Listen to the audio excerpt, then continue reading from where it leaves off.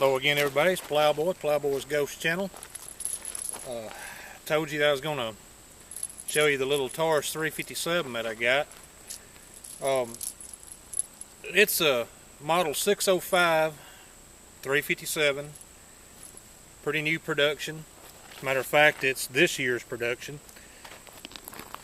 Let me unload it first. Y'all know I don't travel around with an unloaded gun, so it don't do me no good. But anyway, I want to unload it for the purposes of showing it to you.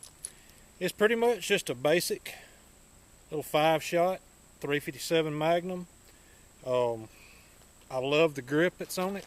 It's got this little shelf right here that your thumb fits over. My thumb fits over real good. Makes it real comfortable in the hand. The grip's real comfortable. There's really not a whole lot of mystery to a snub nose 357. There's not a lot to tell people, you know, that know anything about them. So it's kind of hard to come up with a whole lot of information to share with you, other than this gun seems to be pretty accurate. What little I've shot it, I've shot probably, I guess, half a box of 38 through it. Mainly my wife shot the half a box of 38 through it. She really likes this pistol, and I've shot about half a box of 357 Magnum through it. Just some Federal, I believe it's Federal 158 grain. I want to get some 125 grain jacketed hollow points to shoot through it. Of course, I've got a mold coming for 38 and 357. It should be here tomorrow, but I don't know if I've got lead hard enough to cast it. And this is not what I've ordered. The mold is mainly just for 38.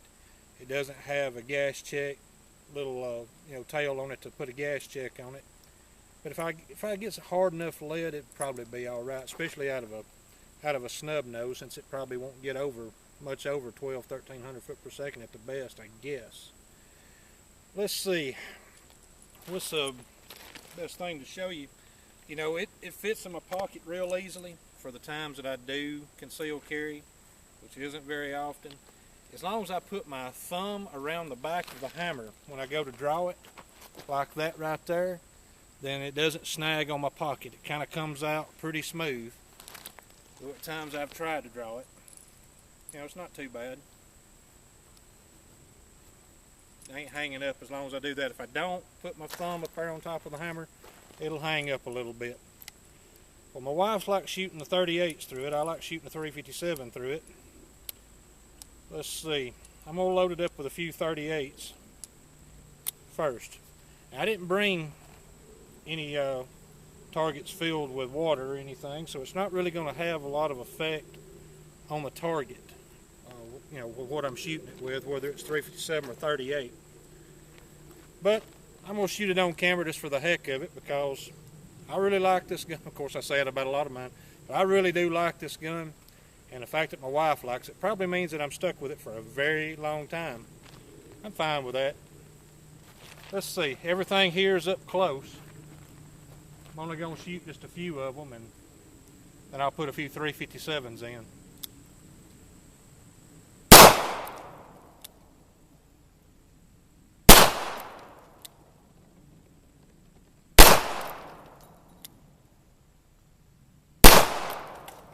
Pretty easy to hit with. Every one of them were hits.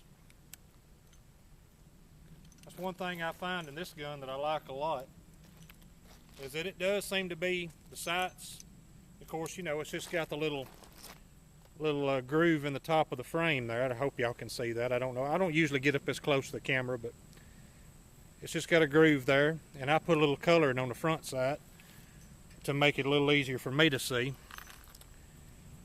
And it seems to hit pretty close, especially in 38s.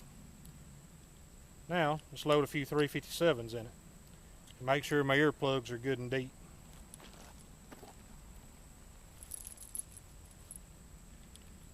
This is one pocket gun that I feel has both enough power and enough accuracy that I don't really feel unconfident with it in a self-defense situation, or at least I don't think I would. But in the distances I imagine a self-defense situation, I don't really feel that unconfident with it. You know, I've had guns that little 380s and stuff that I felt like I'd really like to just be, I don't know, up about this far from the target, maybe no further. This one I don't feel that way. This one I think that, you know, reasonable 5 to 7 yards, I believe you can hit good. I believe you can hit good further out than that. But at the expected common self-defense situation distances of 7 foot, 21 yards, 21 foot, 7 yards, I believe that it would be pretty accurate. Here's some 357s out of it.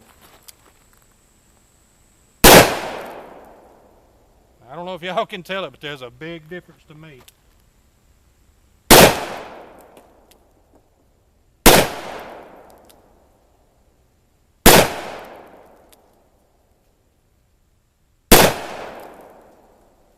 When you shoot liquid filled targets, there's a massive difference between 38 and 357.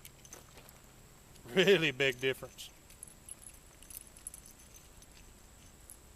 The 38 will let water out of them pretty good.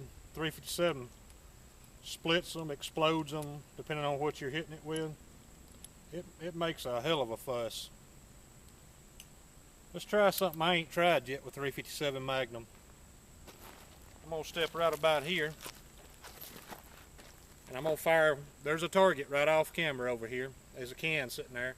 I'm gonna try to rapid fire double action with this and see just how much it bucks. I figure it stings your hand a little bit. I don't know if I'd really call it hurting, but you can feel it. There's a definite difference.